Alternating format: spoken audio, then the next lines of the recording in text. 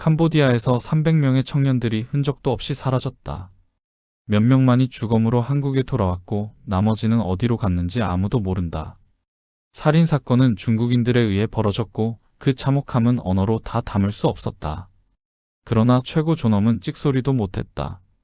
평소 위엄을 자랑하며 온 국민 앞에서 당당함을 과시하던 그는 청와대 소파 한 구석에 몸을 웅크린 채 방구 섞인 공기에 코를 찌르며 두려움에 떨고 있었다. 중국인들이 만든 사건 앞에서는 단 한마디의 항의도 한숨도 요구도 할 수 없었다. 눈만 굴리며 숨을 죽일 뿐이었다. 건설사에서 한 명이라도 죽으면 기업을 통째로 없애버리는 법을 만든 장본인임에도 수백 명이 실종되고 잔인하게 죽어간 사건 앞에서는 힘없이 숨었다. 피자를 한 조각 입에 넣어도 손가락 끝에서 늘어나는 치즈 감각만이 유일한 현실이었다. 뉴스 속 화면에서는 실종된 청년들의 가족들이 절규하지만 그 절규는 그의 소파 구석에서 들리는 방구 소리와 함께 희미하게 섞여 사라졌다.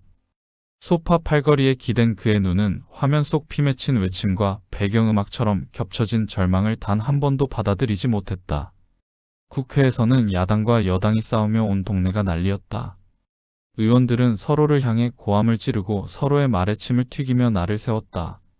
그 혼란 속에서 방송 카메라는 연신 싸움과 고성을 담았다. 그러나 청와대에서는 그 어떤 조치도 그 어떤 말도 나오지 않았다.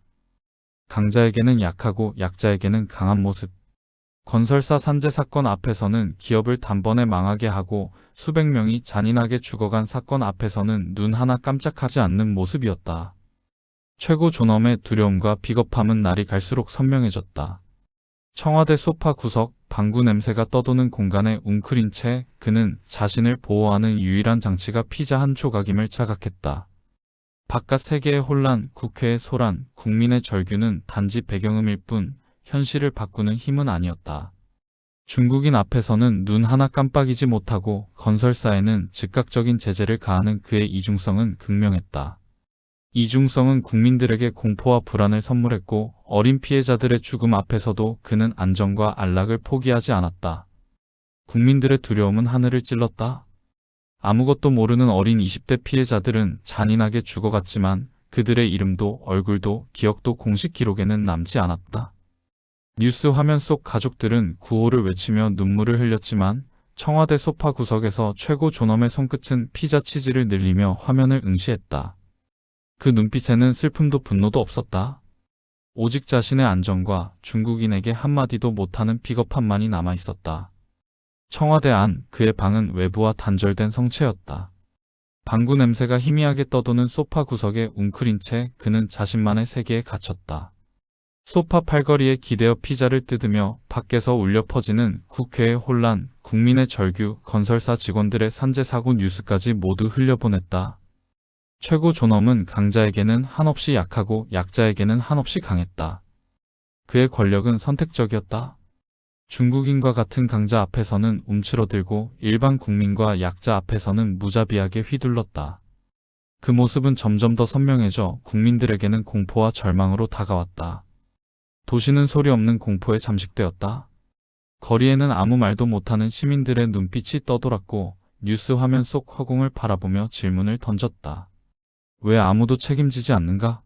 그러나 답은 없었다.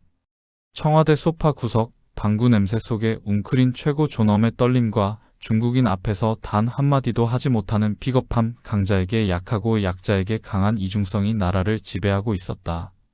그의 침묵은 피자 조각처럼 부드럽게 늘어나며 국민들의 절망을 포개어 덮었다. 보좌진조차 더 이상 눈치조차 보지 않았다.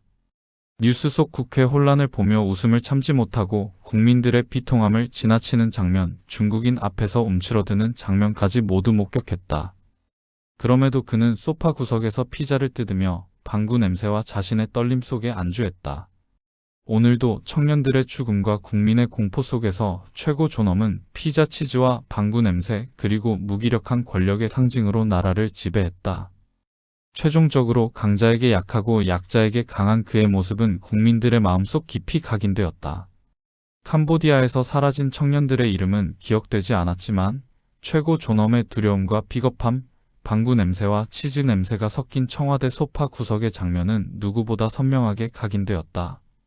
이 나라는 아무도 책임지지 않는 나라, 강자에게 절하고 약자에게 폭력을 휘두르는 나라로 그렇게 살아가고 있었다.